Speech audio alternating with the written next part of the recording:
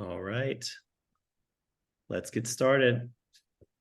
Well, it's crazy. We are already in another competition cycle, another year. It really feels like I guess it really has only been a few months, but that's how these go. So, but anyway, yeah, it's really exciting. Welcome everyone. And thanks for being here. And of course, now this is recorded. So if you know of anyone who couldn't make it today, they should, be able to get a copy of that very soon, probably later today. So we'll just move forward. This is an online learning session, which is a requirement for everyone competing. And then the next couple slides, you can kind of just get to see a little bit of maybe the faces to the names of the Coffee and Good Spirits Committee. We have 7 on these slides here. So we have, of course, Matt and myself who are on the first slide. And then we have Sharon and Scott.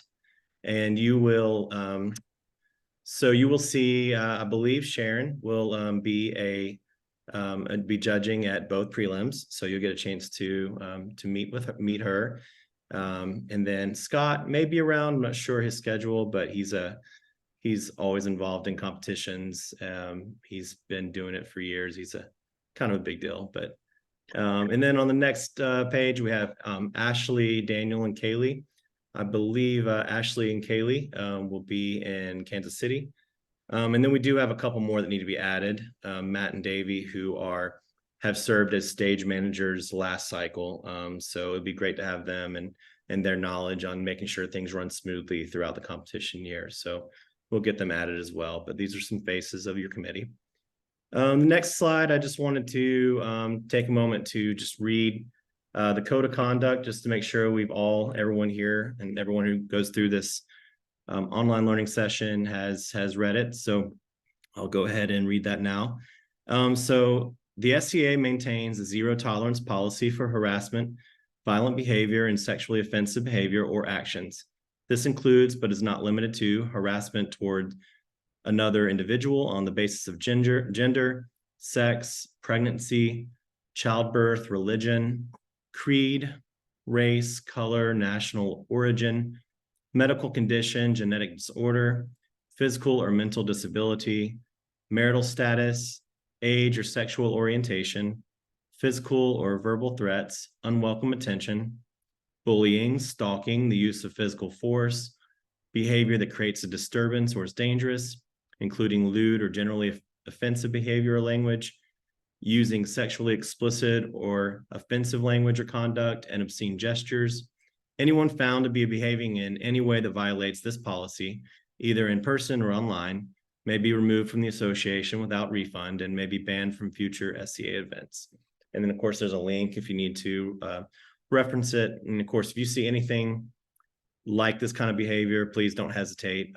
We want to make sure these things are stopped and people are comfortable and treated with respect. So on the next slide, you'll see the kind of the main email for, if you have any questions for competitions. So, and then also the US Coffee Champs website is where you would go to. I think we should have a copy of this presentation and recording session on that site, but also score sheets, event details, things like that. And if you have questions, you can always email this along with me and with Matt and myself.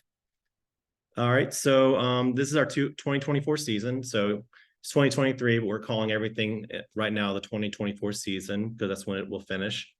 So our first prelim is coming up this week. So it's happening, and that is the first of all the competitions, like the first prelim overall. So San Diego at Talitha, and that's August 25th to 27th. So that'll be Friday through Sunday this weekend. And then prelim number 2 for Coffee and Good Spirits is in Kansas City, September 29th through October 1st. And then you have the US Coffee and Good Spirits Championship. That's in Chicago in April. And it'll be a little confusing because some of the competitions, the other competitions will be taking place at a different time just because of when certain world competitions are. So if you hear, it's just good to remember for your competition when the US is, as you move on. And then of course, qualifiers have not been determined yet, or the qualifying competitions. So we will announce that as soon as we're able to.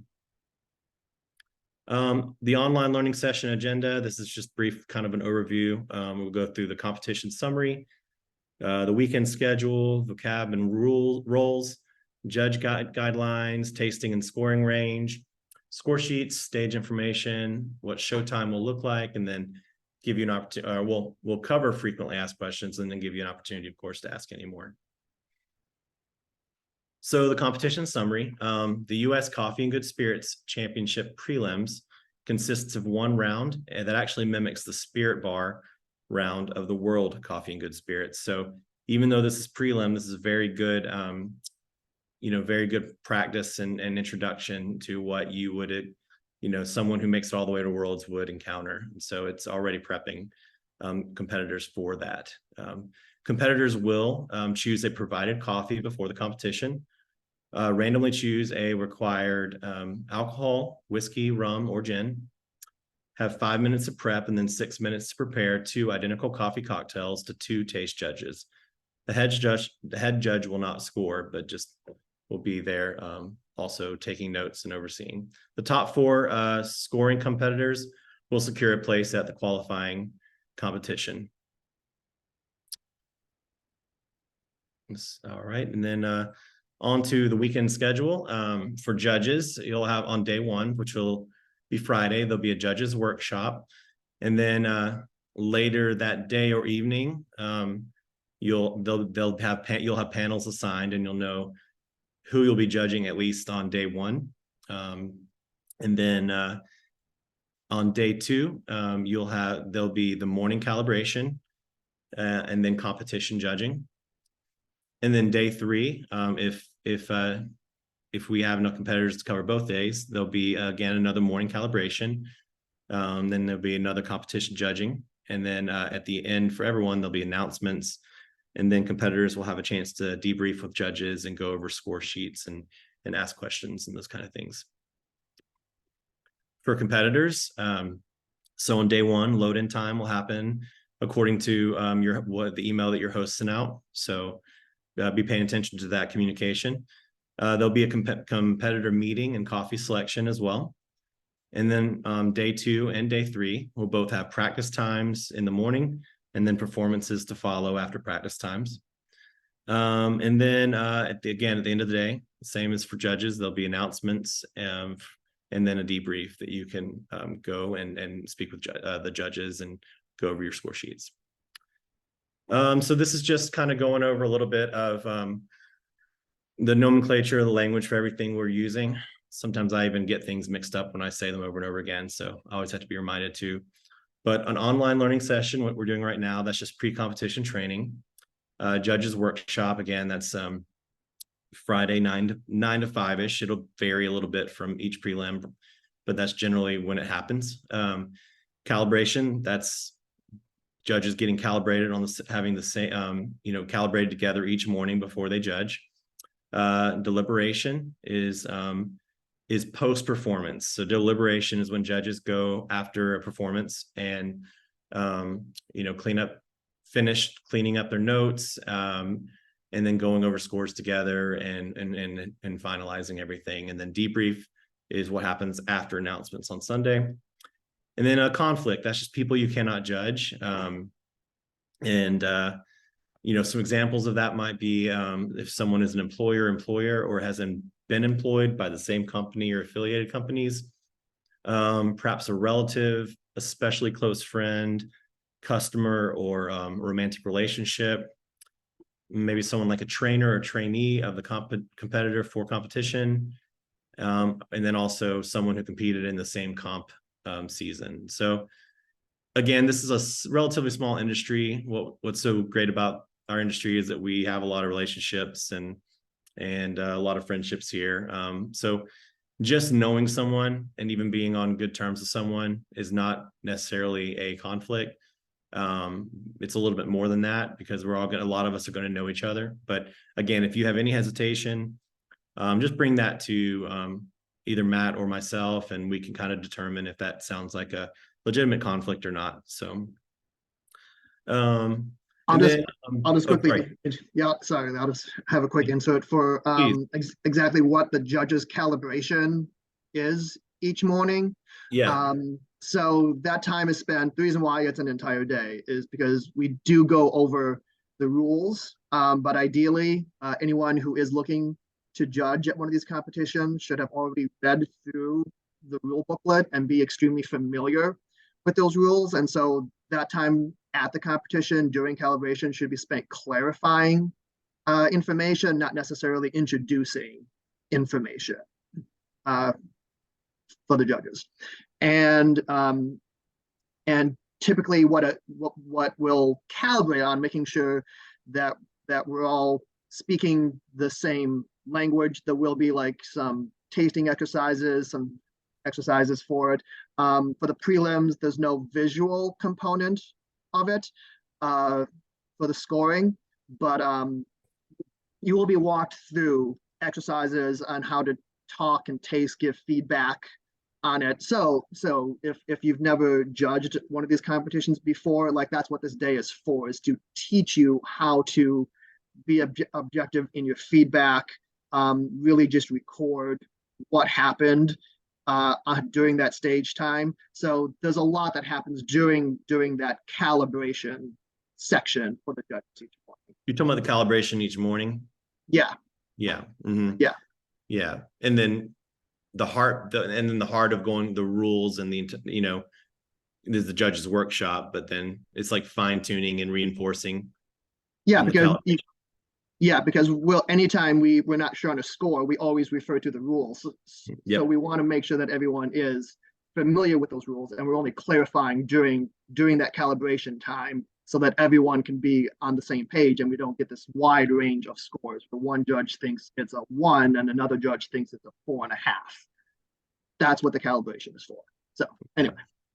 No, that's thank you. And that's why the judges workshop is so important too, because we are going to be tasting a lot together and giving scores to to things we're tasting and getting an idea of where we're all at and making sure we're even like getting towards calibration before we calibrate each day, that before panels are built and everything like that. So we know that we've got a really good, solid, calibrated team even before getting calibrated each morning. So we'll spend a lot of time on those exercises too, and just understanding according to, using rule-based language, what scores should be for things we're tasting together. So yeah, thanks, Matt. That's really helpful.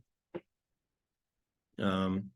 So this is also some other, volunteer roles that are important. Stage manager is someone who oversees and runs the stage, make sure that things are moving according to schedule, and make sure other volunteers are where they need to be. A head runner helps with the cart to the stage with the competitor. A timekeeper gives time cues and keeps the official time for each competitor. And then there's a busser who clears dishes between drinks served and moves them away. Of course, in this competition, there's just one round of drinks, but that's also someone who can help there too. All right, so judge, a little bit just on judge guidelines. So just kind of like good, just to remember as a judge, good, like just way to kind of professionalism in judging, kind of what's expected. So like judges should refrain from communicating with competitors regarding specifics about their service, coffee, or presentation before and during all days of competition. Judges should always be encouraging and positive in interactions with competitors and not avoid them. Taste judges should try to eat only bland or neutral tasting food before judging. So really just try to stay away from, super, spicy foods the night before, the, morning of, and just really make the best judgment of eating and drinking things that are going to allow you to taste these drinks in the best possible way. And then just other things we encourage to try to, not to smoke before judging, using like perfume, a non-perfume deodorant or things like that, or other stuff that could have strong smells, even like lip balm or things like that. Not to wear perfume, cologne, or scented aftershave. Just as you come to the judging each day, be mindful of everything that could detract from your experience of the competitor's drinks. And then a tasting protocol. So we'll spend more time on this, as we do the workshop and just a reminder each day. But generally, judges are going to, have a clipboard, 2 pencils with them, just in case one goes bad. So after MC announces competitor, judges will walk to stage, shake hands, if offered. And then once all judges are situated, the competitor will call time when they are ready. This is a reminder to just, smile, as much as possible, smile or have like a comforting, pleasant look on your face and stay engaged during presentations. I definitely have to remember this. I sometimes have a look like an angry face when I'm just concentrating. So I have to be careful not to do that, because that can feel intimidating or can get into the head of a competitor unnecessarily. So just, mindful of that. During the drink evaluation, please keep a poker face, whether you enjoy the drink or not. The runners will take vessels once the head judge directs. Of course, that doesn't really apply as much on prelim, but do not speak to your competitors. Take 2 small sips. That should be standard for every drink, every competitor, unless given direction to do otherwise, and then follow the direction of the competitor. Be sure to keep clipboards down as much as possible and away from any cameras or audience or the competitor themselves. Try your best. It's tough. You don't do it perfectly, but try to limit writing as much as possible when competitor is speaking to you, and to then try to write between movements and when they're looking away and doing other things as much as possible. Get notes, and then especially scores must be on the score sheets before leaving stage. You can clean up and finish notes in the back, and the head judge will cue when it's time to leave stage. All right, so now we're going to discuss the score sheets, and then if you have questions, feel free to ask in the chat box, or maybe hold on to them at the end if it's helpful, but either way. So evaluation scoring, there are 2 types of scoring. There is yes or no scoring, and then there are numeric scores, 0 to 6. The evaluation scales are the same for well, this doesn't apply here, but for taste and technical judges as you move on down the line to qualifiers. But a yes/no score, the competitor receives 1 point for a score of yes and 0 points for a score of no. So, and then numeric scores. These available scores range from 0 to 6. Half points are permissible in the range from 1 to 6, so no 0.5s. Judges are encouraged to use the full range of scores. Low numbers indicate a poorer presentation, and higher indicates a better presentation. Certain scores are weighted and multiplied by 2 or 4. There's no there's no safe scoring. Words should relate to numbers. So we kind of just read these together. 0 would be unacceptable. It means on that part of the score sheet that was just not done, not achieved. And then if it was achieved, if the competitor did perform what was required, that would automatically put you in acceptable. And then you can move up the list. You have acceptable, acceptable plus, average, average plus, good, good plus, very good plus, excellent, excellent plus, and then extraordinary. And now we can kind of like look at the score sheets themselves. So we have a taste judge score sheet here, which is these only score sheet for our competition for the prelims. So we'll the easiest thing to do here is just read the rules and make sure that we've all had a chance to read them clearly together. I know a lot of you have probably already done that, so that's great. But I'll go ahead and kind of go through that. So again, points will be awarded for the taste of each individual drink. Competitors should strive to combine coffee with other ingredients to create a quality alcohol and coffee-based beverage. Coffee does not have to be the dominant flavor of the final drink, but must be clearly identifiable.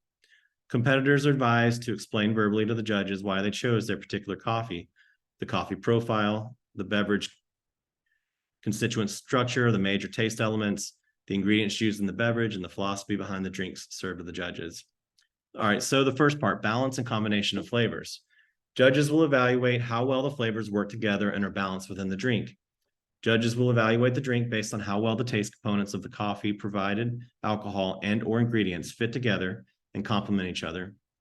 Combination must complement the selected alcohol and or ingredients while creating an interesting taste experience. Both the coffee and the selected alcohol should be easy to identify within the drink. Judges must follow drinking instructions if the competitor provides them. Creativity. Judges should look for originality in the combination of ingredients, methods, and presentation. Judges will evaluate competitors' creativity based on the originality of his or her concept and any new methods, techniques, or ingredients used in the preparation or presentation of the drink. Overall impression. So from a sensory perspective, how enjoyable and appealing is the drink? Would it be a drink you would buy again if you were in a bar or cafe, for example? The evaluation of the appearance and appeal of the drink, including, but not limited to, the glassware, garnishes, accessories, and drink itself. Judges will look for pleasant mouthfeel and enjoyable sensory experience in this category. And then you have professional impression. The professional impression score will include how the competitor presents to the judges and the overall impact. So general hygiene, hospitality skills, service skills, professionalism, they'll all be evaluated. This includes how they demonstrate bartending skills by inviting customers into the creation and experience of the drink. Evaluation will also include the confidence, flair, and style they display in the production of the drinks. And then, let's see, we have a little bit on stage information here. Now, this one slide's a little off. This is more qualifier relevant, but there will be no espresso machine at prelim level. So it used to be a very basic, very basic minimal station with a grinder, kettle for hot water, and other barwares that you'll need, and brewing equipment that you would need. So yeah, you can basically expect that a layout very similar to that, just minus the table that the espresso machine is on, and all of your tools of being on that side table where the judges are not, essentially. Yeah, very, very simple. And then this is an example of competitor schedule. This was prelims last year in Denver. So it's hopefully you see that, but you kind of see there's a kind of how you got a practice time and a few hours earlier in the morning, and then what cart stage, setup, performance, and cleanup look like, and how those are spaced apart.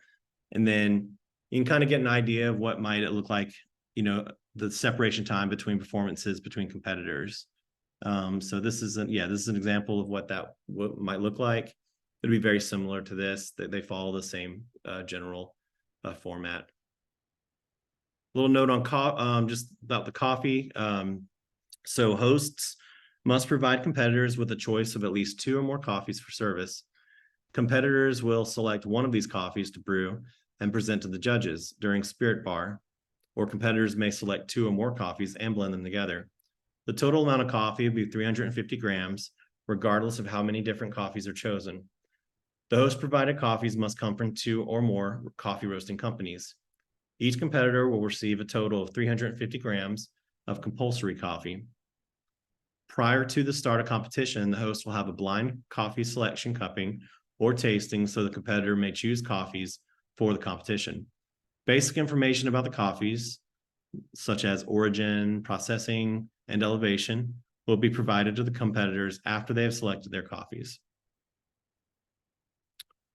Practice time, it does read 20 to 60 minutes. So there's a minimum of 20 minutes allowed for practice time, and a maximum of 60 minutes. And this will just vary on what the space and how many competitors and how many competitions each venue has. And that's why there's like a little bit of a margin here. So, but you can bet, it'll definitely be anywhere either 20 up to 60 minutes you will have for practice time.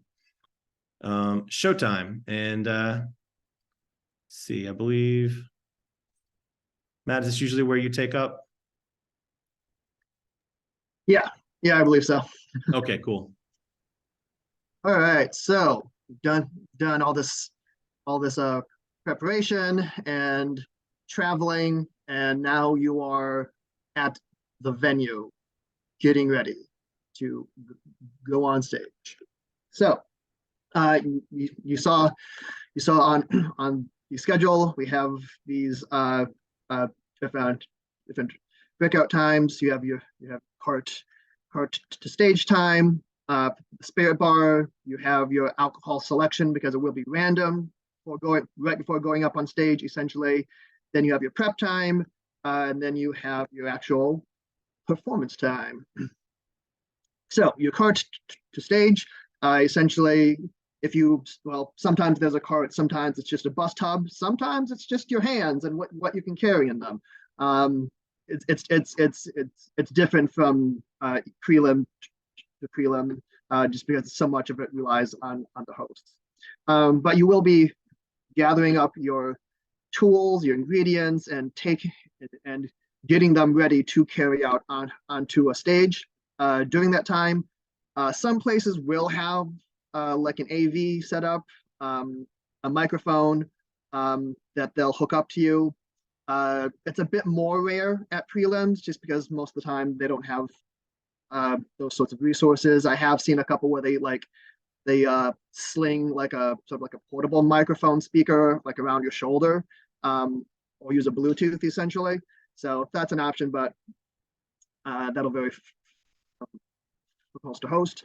And then during this time too, you can try to make sure that the stage is set up the way you want it as well. Because if you see something that you don't like where the grinder is or something, you can ask the stage manager or head runner to move it for you. You just can't do it yourself.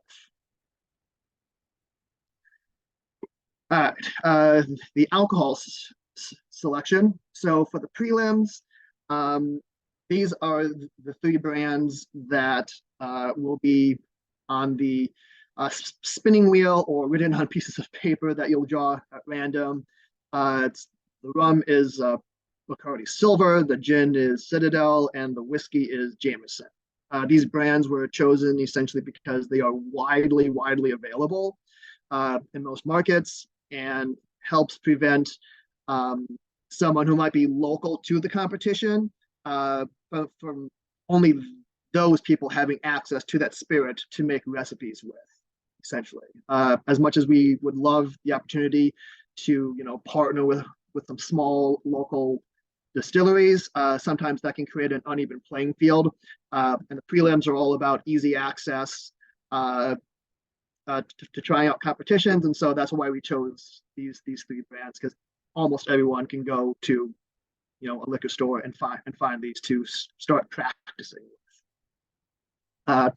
But yeah, you'll randomly choose one of these, and then what you do, you then move right into your setup time, of which you'll have 5 minutes. You'll look over your stage, make sure everything's ready. The timekeeper should be right there next to you. And when you're ready to begin unloading your wares and equipment, you'll call time. Timekeeper will start the stopwatch. And then you'll have 5 minutes to set everything out where you want it. You can start running through recipes in your head mentally, knowing what, after you find out what kind of base alcohol you have, what are you going to make? This is that time where you start playing with ratios and recipes in your head. Some people I know come with recipes, some will do it on the fly. That is a personal choice. If you do forget something backstage during this time, you are allowed to run off and go grab it, but you just can't have your coach or anyone else do it for you. You have to be the one to leave the stage to grab it and make it back before the end of your 5 minutes of setup time. All right, and then it is showtime. So ideally, if we have all of the volunteers that we would like to have, the MC will go ahead and announce you, and then they'll call out the judges to circle around. They'll greet you. They will sit themselves down. Again, if there's AV available, or I've seen places, if you want to bring your own Bluetooth speaker so that you have music, I've seen that done. It is still kind of up to the host whether or not that would be allowed. Like maybe the other competition is literally like right next to you, and maybe that would be too distracting for the other judges and the other competitor. But you can bring it and then ask if you're allowed to play music. And then when you feel ready, you'll go ahead and raise your hand and call time.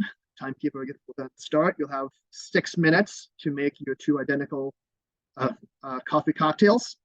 When you feel that you have completed your performance and you've served your 2 cocktails, you'll call time again to signify the end of your competition time. Typically, the MC will call you over, give you a short interview, ask you about the process and everything. This helps just because it lets the judges have a minute with the drinks that were just served, let them take some notes without having to be fully engaged with you, the competitor. Gives the head judge time to a taste in order to calibrate as well. But yeah, after that, the world comes back into focus, essentially. Time. So I just touched on how each competitor will have 6 minutes to be on stage and serve the 2 identical coffee cocktails. The timekeeper will typically give out 3 1-minute, 30-second warnings. You can request other time markers if you want. You can also bring your own timer so that you can kind of keep an eye on it if you want. However, that time will not be the official time of your competition. The official time will be whatever the timekeeper records on their stopwatch. It is nice to be able to keep an eye on it though, because for every second that you go over 6 minutes, there will be a deduction of points, 1 point per second. And if you hit 7 minutes or 60 points penalty, you will be disqualified. So please keep an eye on the time. No one likes to see an amazing routine or an amazing drink just essentially be snuffed out because time just wasn't called quick enough. So keep an eye on that timer. That's the best advice some people, some of the best advice we can offer. If you feel that something has gone awry during your performance time or during your setup time, that is not directly your fault. It's not your equipment, like it's like maybe the kettle that the host provided or the grinder that the host provided isn't turning on, isn't working. You can raise your hand and call a technical timeout. The head judge will determine whether or not it's legitimate. The timekeeper will essentially stop the competition stopwatch and start another one so they can track how much time has elapsed in between. And then if it is decided that it was a valid technical timeout, then when the competition time restarts, that time that was taken to essentially determine whether or not it was valid won't count against you. Your competition time will either resume right when you called the technical timeout if you feel you can still go on from that point, or sometimes it'll be a full reset and you'll just start from the beginning again. It depends on what exactly it is that went wrong. If it's not a valid one, then the time that the stopwatch was recorded will be added on to your competition time, essentially. So just be sure of yourself before you call a technical timeout.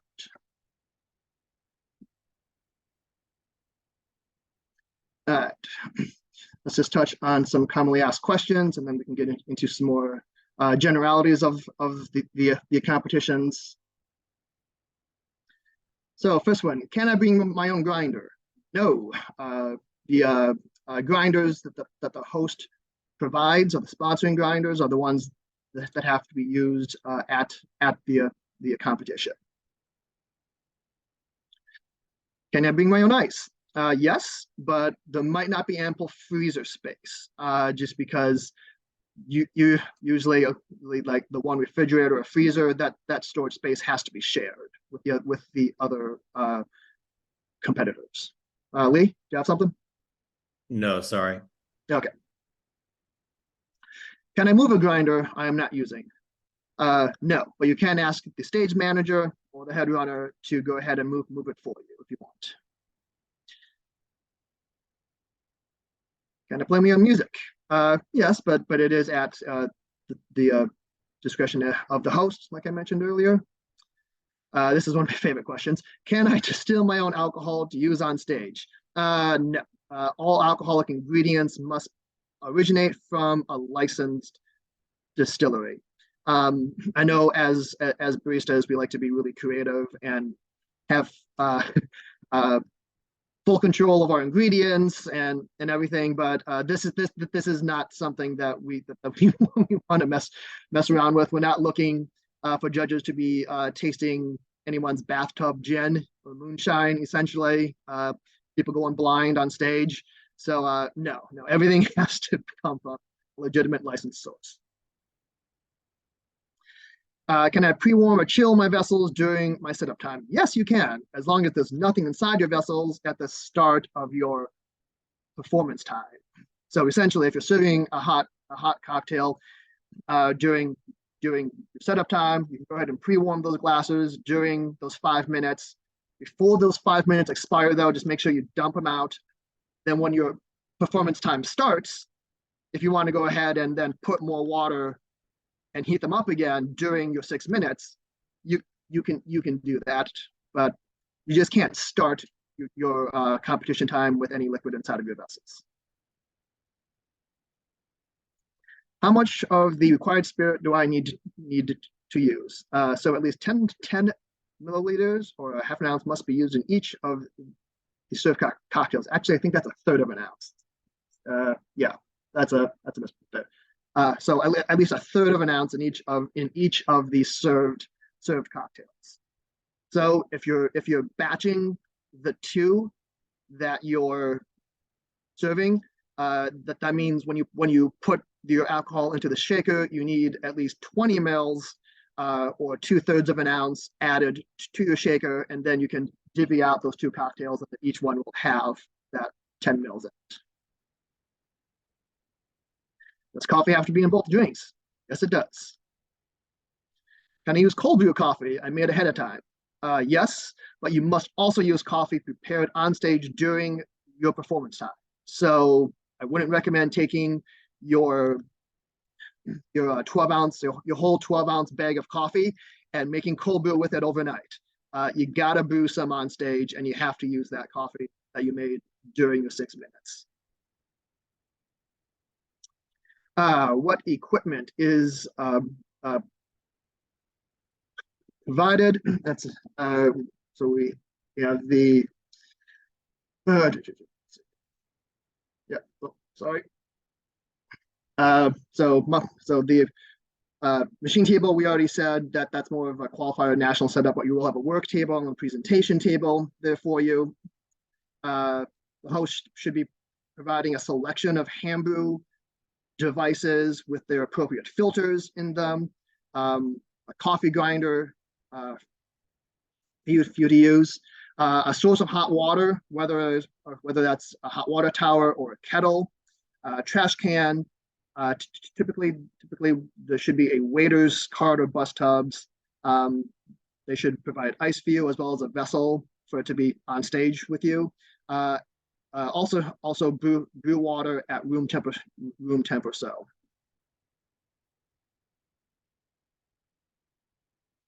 Then what equipment should you bring? Basically everything else, and basically anything that you want to make sure that you have there. You can bring additional electrical equipment, like if you want to heat something up on stage, you can bring a hot plate, but you have a maximum of 2 items that you can have on stage. Any of the desired bar tools, that you have. If you have your own shaker, definitely bring that. Borrow spoons, jiggers, anything, any glassware that you have. If you know your cocktail looks or tastes best in a certain vessel, like definitely bring it. The host will have some wares for you to serve your cocktails in, but there's no guarantee what that is. It might just be rocks glasses. There's no definitive criteria for what type of vessels they have. So if you're planning on serving a cocktail that's like neat and maybe only 3 ounces, and all you have is like an 8-ounce rocks glass to put it in, that might affect the judge's experience of it. So just something to keep in mind.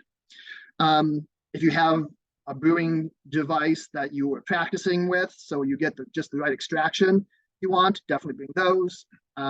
Definitely bring scales. I swear there's never enough scales at these competitions.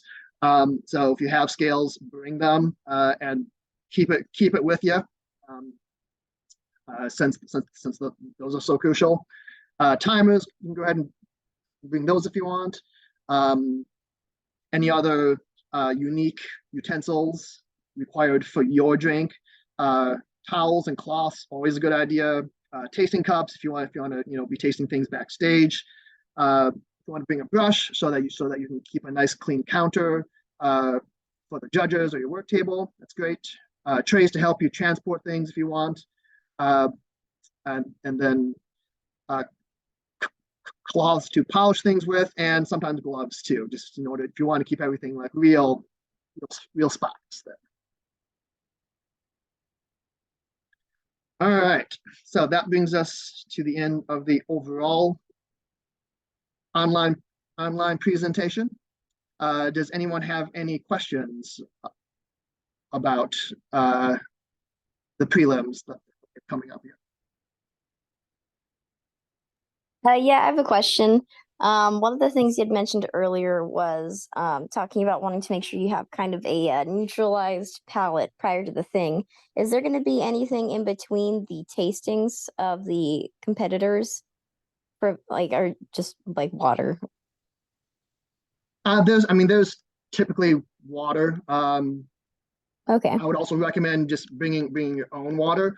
For prelims, so much of it relies on the host and what resources they have. So I can't guarantee that they'll be like saltines or anything for there to be an actual like true palate cleanser. I will say that because you're typically only taking a couple sips from the drinks, and there's a good amount of time in between the runs, really, that you won't be like shooting back, cocktail after cocktail in like less than 5 minutes. So there shouldn't be too much of an overlap in there. Yeah. But yeah, if that is a thought, I would recommend maybe bringing something for yourself or the team. Nanelle Okay. said in San Diego there'll be Topo Chico and some crackers. Yeah. So that's awesome. Thank you.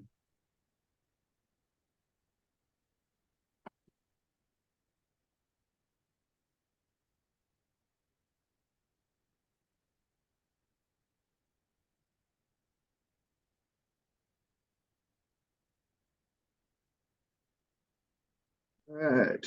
You make it easy today on us. I guess. Yeah. Maybe. Well, here we go. Host question: are there specific ingredients hosts should have on hand?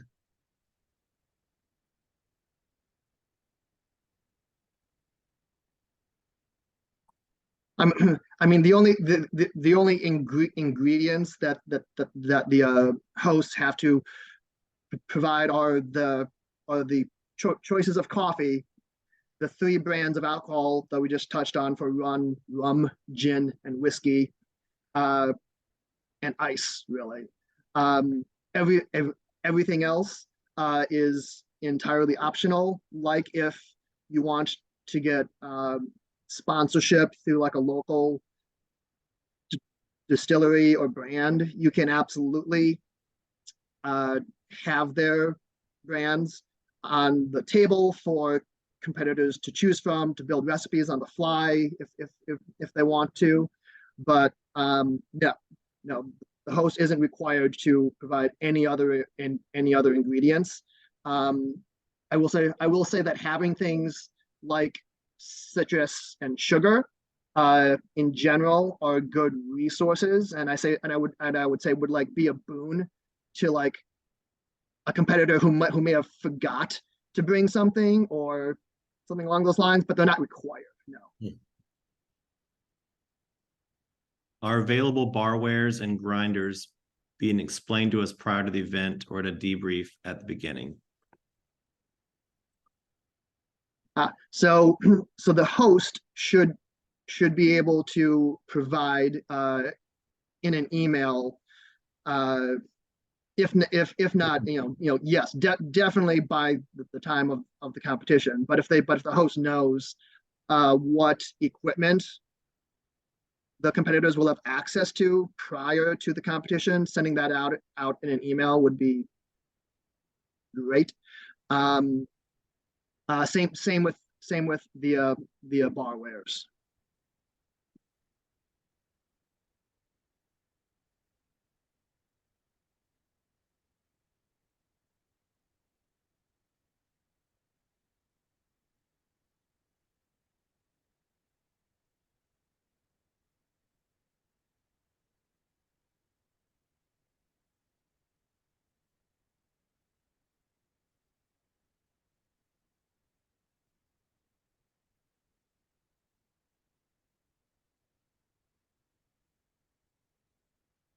Awesome. Thank you, Taylor. I'm sure they will appreciate that communication.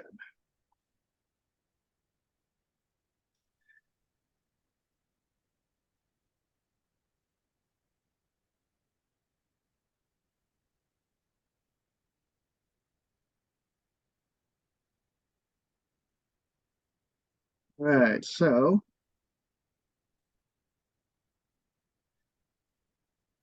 well, if there aren't any more questions that anyone can think of, I mean, I love the prelims. I think they're a great format to get some early feedback on your like go-to cocktail builds. The number of spots that are being reserved from these prelims is higher. I know in previous years, like I think only the top 3 have gotten guaranteed spots at the qualifiers. This year, the top 4 are getting a reserved spot. And so really using the prelims as a chance to get feedback on how you are presenting and your flavors, the balances of your recipes.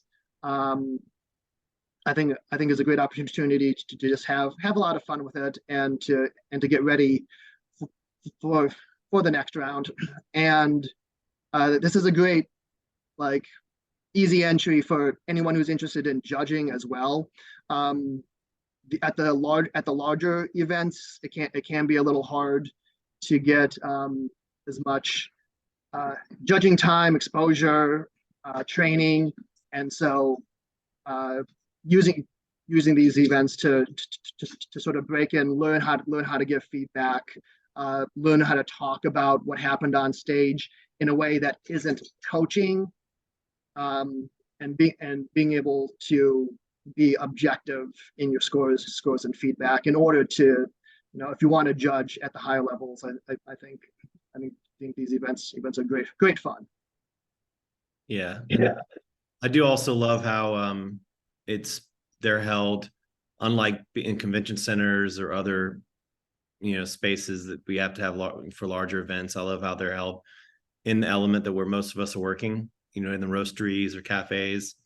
I feel like there's a lot of good good community built just because we're in such spaces that we feel at home in. So it's, I don't know, prelims are pretty special in that way.